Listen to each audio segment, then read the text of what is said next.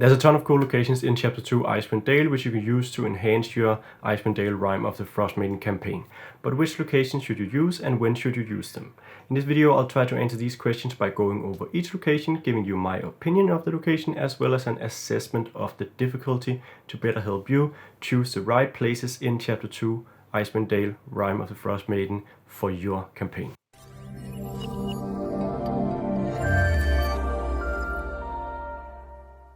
Welcome, my name is J.A. Valère with Eventyr Games, the best-selling publisher of DM's resources for 5th edition published campaigns, including the complete DM's bundle for Icewind Dale, Rime of the Frostmaiden. In this video, I'll be going over the locations in Chapter 2. This is something that I asked our patrons about. What would they like to see a video on? And the vast majority preferred that we did some more on the locations in Chapter 2 Icewind Dale. So that's what I'll be going over in this video, giving you a rundown of all the locations, including my opinion of them and perhaps some of the most important things I'd be aware of for change if running them, as well as what difficulty I sort of put them at compared to each other. Alright, so the first location we'll be going over is Angajuk's Bell. This location is where the characters can of course meet Angajuk, this awakened sperm whale that can take them to Aurel's abode or the Isle of Solstice in Chapter 5. I like Angajuk, the sperm whale. That's a cool idea, it's a neat concept, but I'm not a huge fan of the location Angajuk's Bell. That's both because the location is rather bland. I think the encounter that's described in the book there is sort of uninteresting. It's also pretty easy. So the characters aren't really very challenged, and it's not something that'll have a huge impact for them or ties to the story in a meaningful way. So as a location, I'm not a huge fan. As a place where the characters can meet the whale and then get on, it's perfectly fine. There's some interesting stuff perhaps, but it's not something that I dedicate a full session to running, at least if you're running it as it is described in the book. Difficulty-wise, Angajuk is at the lower end of the scale. You could very easily run this encounter for 2nd or 3rd level characters, and if you are having 4th or 5th level characters, you will have to probably increase difficulty of the combats that are described in the book if you want to make it at least just a bit interesting. Moving on, we have the Black Cabin. This is a very different location. It's also something where there's some creative ideas involved. You have this concept where the characters are supposed to die, it almost feels like, so they can enter a limbo state and work to revive themselves by working out this mechanical contraption. There's definitely some changes I'd make. Stuff like just dying instantly doesn't feel that fun and can be quite shocking to characters if they don't know that they're being revived in a second. So I think making it a bit less lethal before everyone dies in the blast is probably a good idea, and quickly letting the players and the characters know that there's a way to restore themselves so they don't panic about losing a very beloved character. Overall, I think this location it's sort of what you're into. If you prefer your locations more traditional and more head-on dungeon delving hack and slash style, this is probably it's a weird way to run a location. Another great thing about this location is that it ties well into the story. It foreshadows Revel. It has to do with the main quest in the adventure, and it also has this cold light walker that can show up at the end, which of course is another way to foreshadow what's coming. Lastly, when it comes to difficulty, the Black Cabin can easily be run at any level if you skip the encounter at the end. If you want to include the encounter at the end, the party is probably best suited if they're around 4th level, but you can make it easier or harder by simply removing or adding combatants to that final encounter. Alright, then there's the Cackling Chasm, which is basically a rift or a chasm where the characters can face off with some gnolls that are hungry and have come to Icewind Dale, and there's this whole story, but chances are the character's not going to hear that story. They're going to go down there, they're going to kill some gnolls, and that's it. I don't particularly love this encounter or this location, and that's mostly because it doesn't really tie that well to the story. Alright, there's a Jarlmoot Berserker there, but that's really it. And it doesn't have anything interesting to offer beyond just killing gnolls. Of course, killing gnolls can be interesting enough, so it's not to say that you shouldn't run this location, but it's not something that I would go out of my way to run. It's the sort of location that I'd pull out of the bag if I didn't prepare enough for the session and the characters are traveling across Icewind Dale. Alright, you come across this rift and there's some gnolls, and then the rest of the session has to do with that, and I can prepare myself better for the next session. Difficulty wise, this fits in well around 4th or 5th level, but you can very easily scale it up to higher levels by simply adding some gnoll pack lords instead of regular gnolls and so on. So yeah, this is a location that is sort of a place filler location in my opinion. Alright, so I somehow forgot to get into the Cave of the Berserkers as I was filming this video, but there's not a whole lot to say about the Cave of the Berserkers. It's an okay location. You can fight some Berserkers, obviously, some challenge Berserkers, and there's also a few dragons. It's a pretty tough location, difficulty-wise, and probably too tough for most parties unless you adjust it a bit. I think the location is particularly important for you to include in your game, but just like the Cackling Chasm, it can be okay to introduce if you're not well prepared for a session, and it has a leg up on the Cackling Chasm because the Cave of the Berserkers actually ties just a little bit into the story. Next up, there's the Dark Duchess, which is this shipwreck where the characters can go to uncover a dragon's treasure, but then the dragon shows up and they have to make an escape, and they can meet a friendly Wyrmdoom guide that can maybe help and get along in the adventure. So there's a lot of cool stuff that I really like here. There's the ice troll, of course the white dragon, and then also this Wyrmdoom guide, and I think the whole concept of trying to get as much treasure as possible before the dragon comes can be really interesting. There's some minor tweaks that I'd make, stuff you can probably change. You can have Angajuk show up instead of the Wyrmdoom if you want to sort of introduce Angajuk in a different way. You can also make chipping out the treasure from the ice a bit easier or make it a bit more tense, but overall this location runs pretty well as written. It's also a very nice place for you to place Naslantomir if you don't want to just leave her on the Isle of Solstice in chapter 5. You can have the characters find Naslantomir and Professor Scant at this location. This is something that they can be sent to do by Velin if they're meeting her early and she lets them know about this ship, or let them know about Naslantomir, and they can discover that the ship she was on is the Dark Duchess. In any event, you can sort of use this location in a more meaningful way and with a better hook than what's described in the book. As far as difficulty goes, it is a rather difficult location, but it sort of depends upon how much you use the dragon and what the dragon does. Because if the dragon comes in and uses its ice breath, as it probably would do, then of course you'd need a higher level characters or a higher level party to survive that initial onslaught. But if the dragon holds back with his breath weapon or doesn't use it as effectively, you can possibly run this location for characters down to 4th level. Next up we have Ascendant, which is this spaceship that has crash landed in Icewind Dale and can't get out before they get a certain crystal. Whether or not you like this location is probably up to whether or not you like to mix your fantasy with sci-fi.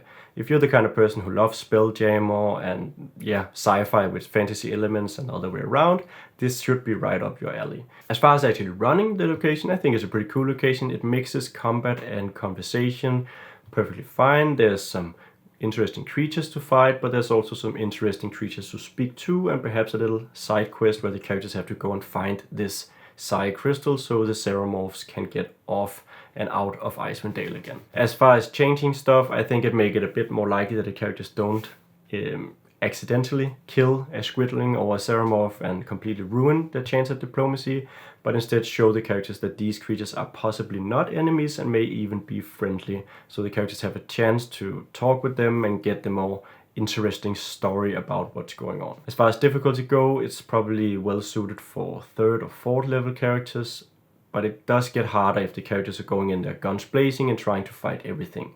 You can also make the location easier by simply skipping the bullet at the end, and that's something you can also do if you can see, okay, the characters are in a pretty rough state already. You don't have to spring them that bullet when they're getting out from the Ascendant. Alright, then there's Jarlmoot, which is this semicircle of giants, and there's a giant ghost, and the characters can ask some questions, perhaps get some answers, they can find some treasure, there's a riddle, and there's also the possible betrayal of a frost druid. I think there's a lot to love about this location. It's absolutely one of my favorites. It ties very well to the story, it's thematically strong, and if you use this Frost Druid betrayal, there's also a lot of foreshadowing and perhaps a light bulb that goes off with the characters as they realize, okay, these druids that are going around 10 towns are evil and they're part of the problem, and so on. So yeah, I think it's a really cool location. There's some things that I would tweak when running it. I think the riddle can be improved a bit. As it is, it can be solved rather easily through simple trial and error without consequence, and I'd like to put in some consequences to sort of make it more difficult to solve. as far as difficulty goes for the encounters included, it is a very tough location, especially if you use the Frost Druid and her Betrayal. But you can easily make things easier by not doing that, or by reducing the number of combatants in various places. That could be taking out the Winter Wolf, or replacing the invisible stalkers with other creatures, or simply skipping them entirely as they're not very fun combatants. And there's also a Frost Giant encounter attached at the end that can also easily be removed. So yeah, overall I think that Jarlmoot is one of the locations that I probably try to put in front of my players and give them the option to go to, simply because it has so much to offer and it is a pretty fun location, all things considered. Next up we have Karkolohk, which is one of my favorite locations.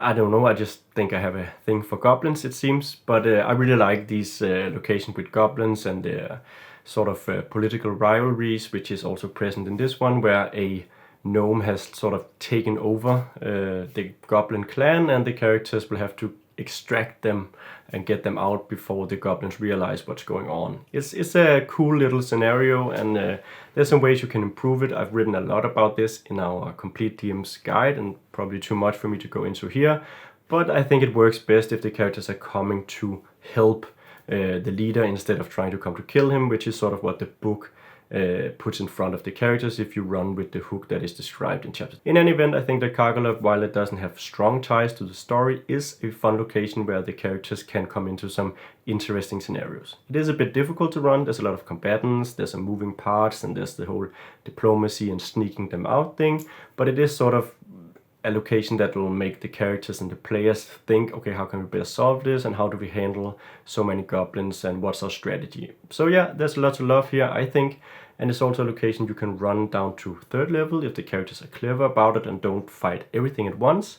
And you can even make it more difficult by just adding more goblins or more shamans and so on. It's also possible to adjust the difficulty during the encounters, since you can just decide how quickly or how slowly new goblins arrive to join the battle. If things are going poorly for the characters, you simply hold back and give them a few rounds to clear out the goblins that are in front of them before a new batch of goblins arrive to be slaughtered.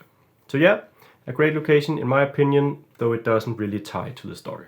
Next up we have a location that does tie to the story, and that is the Lost Spire of Netheril. This is also one of my favorite locations, mostly because it is probably the location that ties most directly to the story, as it simply foreshadows chapter 7, and it can do so at a point where the characters don't really know a lot about the Netherese Empire and the ruins and the necropolis and so on. I think that the location is also pretty fun. There's some good creatures in there's some scenarios, and there's also this weird magical device, and there's some foreshadowing of the Arcane Brotherhood as well. So yeah, a lot to love in the Lost Spire of Netheril. This is probably the location that I'd try to make sure that the characters get to in one way or another.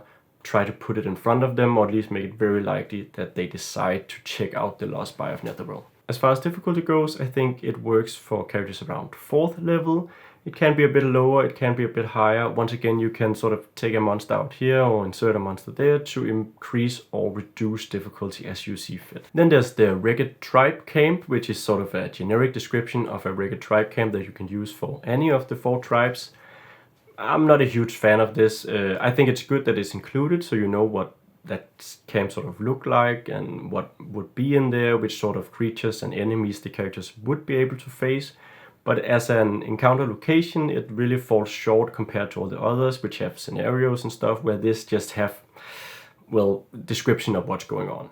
I don't think there's anything fun or unique about it, so it would work well if the characters are traveling and they run into a camp and they want to ask some questions or trade some stuff. But using it as something that should fill out an entire session is, yeah, it will require a lot of work on your part, and combat with 50 plus combatants that are very uninteresting is not always particularly enjoyable in my opinion.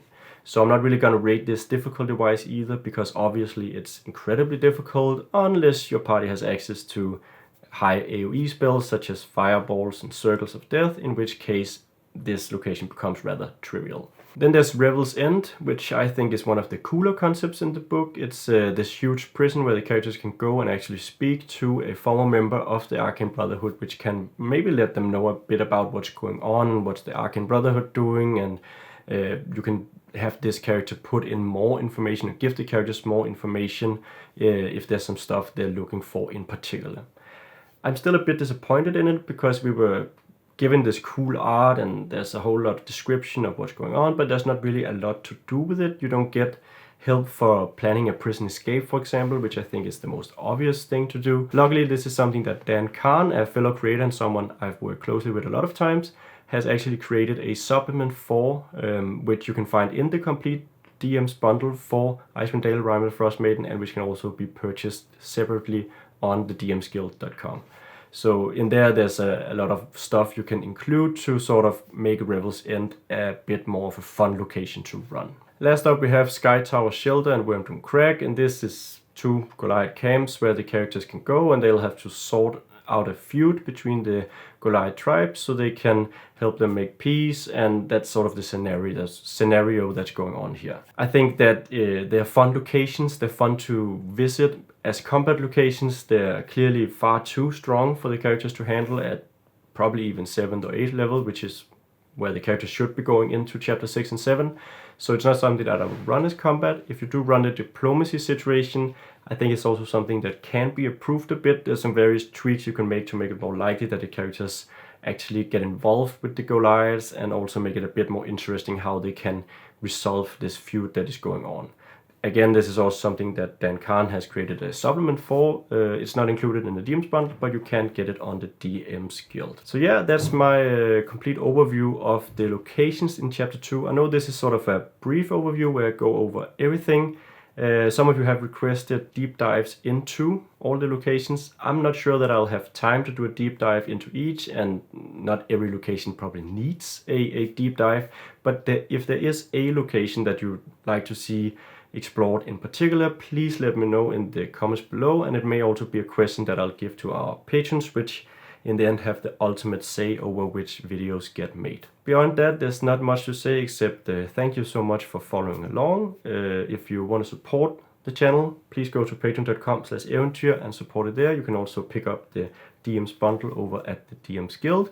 And of course, liking and subscribing is completely free and also helps us out. Alright, and then the battery on my camera went out, which means it's probably a good time to end this video. I'll be back in the near future with more content for Icewind Dale, Rime of the Frostmaiden, as well as also some videos on more general content such as designing cool monsters and running 5e in general. So yeah, I'm excited for that, I'm excited to have you along, and I hope that I'll see you in the next one.